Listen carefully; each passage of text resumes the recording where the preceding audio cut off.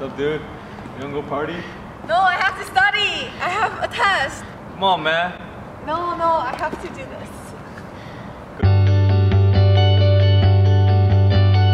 Hello. Here we sit two Asian high school students who enjoy watching the occasional TV.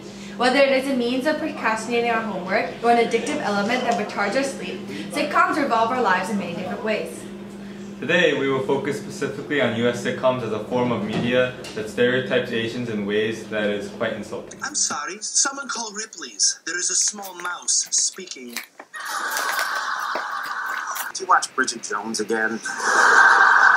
No, it's just that everybody's got someone. Sheldon's with Amy, Howard's getting married, you're dating my sister. We will analyze US sitcoms created in the 90s as well as related the phenomenon of Asian stereotypes to present sitcoms today. Sitcoms in the United States share similarities in that there are always a group of people as the main protagonists, also known as the main cast members, and other characters featured every once in a while, also known as secondary cast members to help progress the plot. Ever since the first sitcoms were released, most sitcoms' main cast revolved around white Americans. As you can see, the main protagonists of US sitcoms generally revolve around white characters. And recently, there have been more Asian characters being added to the cast. The Asian may seem to serve as a funny character, but incidentally, the Asian is generally part of the supporting cast that is used to be made fun of by the white protagonist characters. Welcome to our country. In addition to being made fun of, the absence of Asian characters in the circle of friends highlights the stereotype of Asians being awkward. Asians are more frequently depicted as an ethnic group that falls to succumb to the North American culture and diversity. Look, I did research and make myself a 1990s trivia t-shirt. Talk to the Hun. Get it? Talk to the Hun. No, the weirdest thing is coming in here right now. Why no? Girl at Urban Outfitters said it was hip. We have defined the trope of the Asian orm, playing on the definition of the orm, an awkward strand of hair found in unexpected places. Asians are simply awkward, different, and noticeable characters that only serve to highlight those around them and make fun of for their inability to be an American. The discussion of the Asian orm is not restricted by the supporting characters or characters that are not part of the central group. The Asian orm can be found as part of the central protagonist group or as characters who appear in limited episodes of a particular show. In the up-and-coming TV shows Two Broke Girls, Han the Asian is a humorous character because of his efforts of assimilating into the American culture. Why is Fresh Mob over? Flash mobs were over a year ago. Nobody told Han. The way he uses American vernacular is simply depicted as trying too hard and awkward. But what makes Han the Asian orm is that the try-hard characteristics that initially add humor has developed into a quality that the white characters around him use to manipulate and mock him. Thus, people have moved on from laughing with Han to laughing at him alongside with the white characters. The inability for Asians to assimilate into North American culture is also displayed in The Big Bang Theory. Robots. If you're not there, you'll be exposed to ridicule. I'm curious, what part of America is that accent from? Raj, the Asian character, also strives to forcibly integrate himself with other characters. The character is also put in compromising situations due to his inability to speak to women. Raj has difficulty with the casual view of sexuality that many Americans hold, and this places him in humorous situations. Okay, so let me see if I got this. Leonard, Howard, and I'm sorry, what was your name again?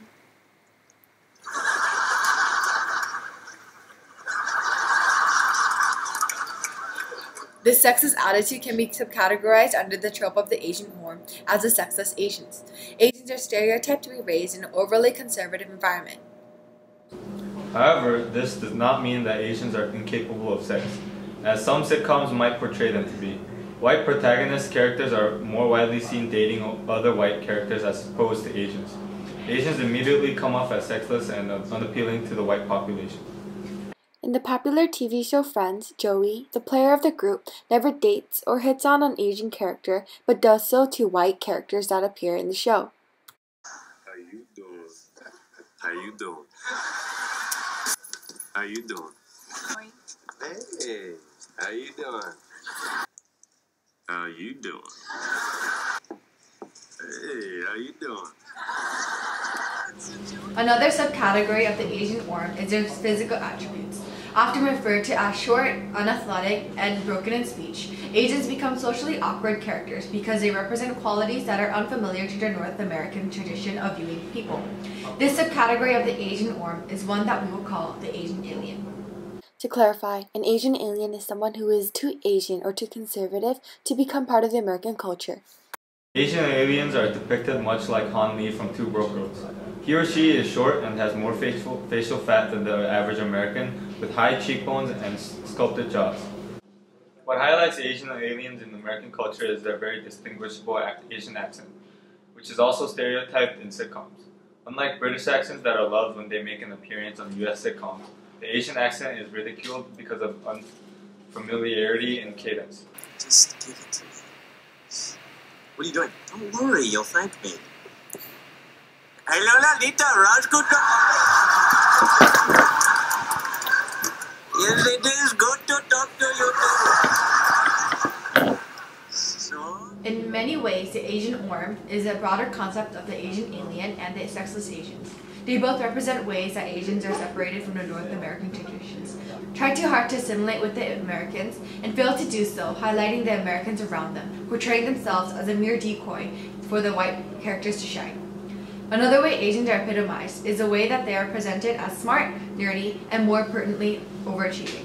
The American culture, it is more impressive to not try and to be naturally smart rather than how Asians are represented. The trope that classifies the smart Asians is something we will refer to as the try-hard Asians.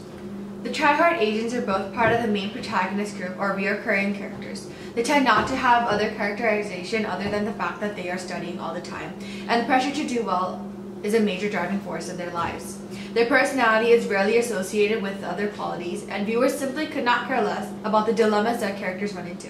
Got an A- Tina. Got an Asian F. Here we see a TV show that is no longer on air, but fairly recent. There's one Asian character, part of the group of white protagonists, but is only constituted by the notion that she is Chinese and strives to get into Harvard. Harvard! I just got in! Early admissions. This is the greatest day of my life.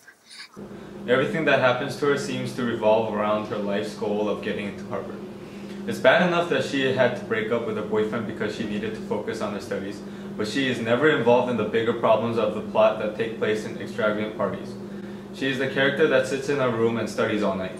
Having a good summer? Totally. We've been taking SAT prep classes and AP calculus to beef up our course load. Yeah, sounds awesome. Are you doing anything fun? That is fun. In a world where prejudices are inevitable, it is especially important to mitigate the stereotypes presented in mass media. The constant negation of Asians from the central group of protagonists has made it socially acceptable for the focus of sitcoms to be a group of white Americans. People have come to believe that the Asian Americans are somehow inferior and cannot participate as a part of the American culture. By associating Asians with the tropes presented, TV shows neglect the wide majority of Asians who are able to socialize with a wide variety of people, do not have broken English, and do more than study. The reinforcement of these ideas on mass media creates a society where Asians are neglected simply due to the preconceived notions. Students in college experience cliques based on ethnicity because it's harder to become a part of a culture that undermines another. While the humorous aspect that is coupled with racial jokes makes it easier for TV producers to characterize the actors when they are associated with a particular stereotype, introducing Asians no more different than Americans will be a start of creating a more rational community. As Asians who experienced a world outside of the Asian community and interacted with North American traditions, the validity of the stereotypes presented are exaggerated and only represent a small minority of Asians. Culturally, we may be different, but in terms of social skills, we stand to believe that the world has become globalized enough that we are not handicapped in the field.